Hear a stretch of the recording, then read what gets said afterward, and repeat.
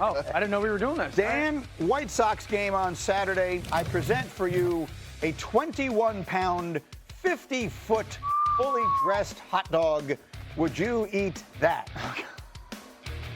No. No. I mean, first of all, I don't really like hot dogs. Now, if you want to tell me you grilled the hot dog, cut it up, and mix it in with mac and cheese, I can eat that. Yeah. Okay. That, whatever that is, also what was on top of it looked absolutely horrifying. It was dressed the way Chicagoans dress a dog. You got tomatoes, you got relish, you got onions, you got mustard. No. If you put ketchup on it, you should absolutely, no, you should be shunned. No, you cannot put ketchup on a hot dog. I don't eat mustard. I think mustard's awful. Ketchup on a hot dog, the only way I eat ketchup on a hot dog is go ketchup in potato sticks, which is also known as the Jason Kelsey down at Bubba Dogs in Seattle City. Okay.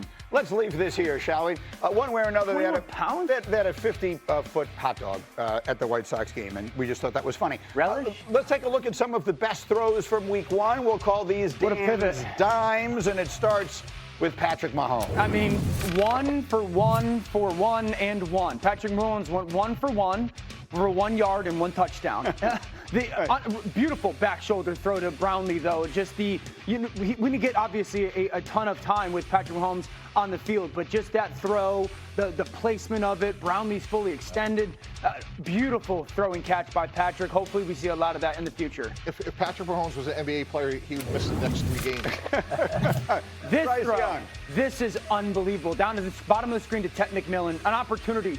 And this ball was like watching a butterfly land with sore feet. I mean, just that throw. We saw Bryce do this a little bit last year. Guys didn't make plays. To see that immediately, first time out with Ted McMillan, their first-round pick out of Arizona, that wide receiver, that connection looked that throw was absolutely perfect over the shoulder. And then Jaxson Dart. This was probably the highlight of the weekend by Jaxson Dart, hanging in there, go route down the sideline to Humphrey, little Jordan Humphrey. Just the throw, hanging in there. He gets hit as he makes that throw, which is a strength of his coming out of Ole Miss. Beautiful down the field. Great catch by Humphrey as well. That throw is an absolute dime by Jaxson. Well, it was an absolute dart, which is a perfect, perfectly fitting with his name. And Mike T, it made you look good. You've been sitting in that seat for the last several weeks saying there's no reason the Giants shouldn't be considering starting him immediately. What did he show you on Saturday? Exactly that. He's earned the right for more, and hopefully could start, in my opinion, from opening day. And I know Dan agrees with this, but the underrated aspect of his game is his athleticism. Look, he has a great arm from the pocket.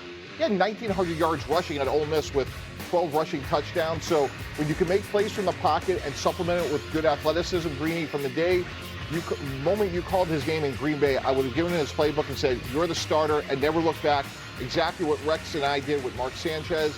I'd rather have growing pains in August or September and have a better Jaxson start in December than an aging Russell Wilson. Well, I still think we're getting Russell Wilson on opening day, and we'll see how long that holds up. It'll be dependent upon how Russell Wilson plays and how the team wins or doesn't win. But, I mean, Mike Tanner, who's a bigger Giant fan right now than Mike Tanner? I'm touting the defense, touting Jaxson. He clearly loves the talent the Giants have. And more importantly, talking to people in the building there, they love Jaxson Dart. And they love their talent. There is a legitimate enthusiasm going on. I can feel it in the streets of the Giant fans. And you were making this point a little bit earlier. So now let's flesh it out a little about that division in which everyone says they can't compete. Yeah, let me give everybody a little bit of hope for Giants fans, right? We have the Eagles now dealing with an injury to their Pro Bowl guard, Landon Dickerson. We have a drama unfolding in Dallas involving Micah Parsons and the front office when we don't know if and when a contract is going to get done. We've got a similar situation in Washington with Terry McLaurin, who can't get paid, and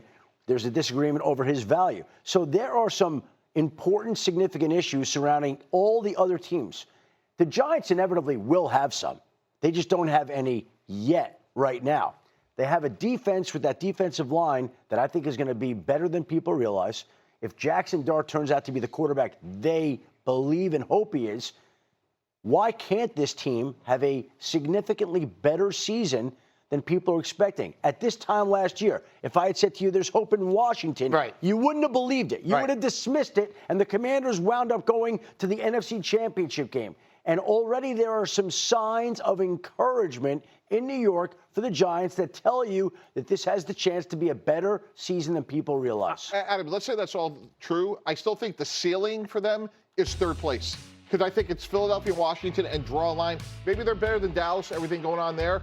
I think Jaxson Dart has a chance to be good, but you're dealing with a superstar in Washington and Jaden Daniels and the defending champs in the Eagles. Let's go back to the quarterback here, because you have tape on Jaxson Dart. Let's talk about him in particular. And clips where you sit there and go, why he shouldn't be the guy opening day as their starting quarterback, because as much as I was encouraged, slower feet, and then also understanding, like, if you don't make a decision to throw a football, why?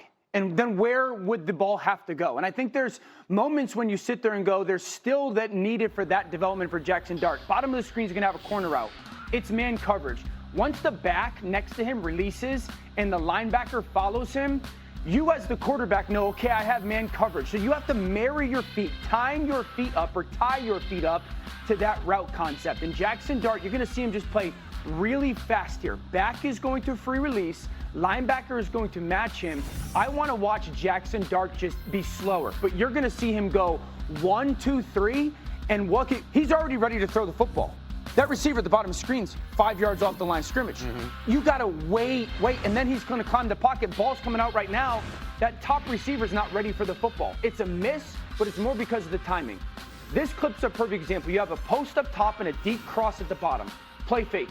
You want to throw the deep cross, I love that. But that defender in the top right corner is telling you, do not throw that ball. Okay, then throw the ball to the back. Why you don't throw the deep cross is because the reason why you should throw the ball to the back there. Instead, you take off running. And so this isn't, this is why you guys we want these guys to play. Yeah. So you learn from those mistakes. But I want to see Jaxson Dart next week, slower feet. Now, I'll tell everybody, I watched Sam Darnold struggle with this. I watched Bryce Young struggle with this. I watched Jordan Love. You have to give these guys time. It's not necessarily like Shedeur, you wanted to see Shedeur play faster. I think there's reasons to sit there and say, I want to see Jaxson Dart just play a little bit slower. But Dan, like you're giving the answers to the test there, which is the only way those things will get better is by playing them. And Brian Daboll has experience as a play caller, Greeny, where you could call the game differently in September than you do in November, and maybe it's a lot more runs early on. But the only way you're going to be able to do the things Dan's talking about is to put them out there. Slower feet, you want a lot of things from these guys, but inevitably you could just watch them and see certain flashes.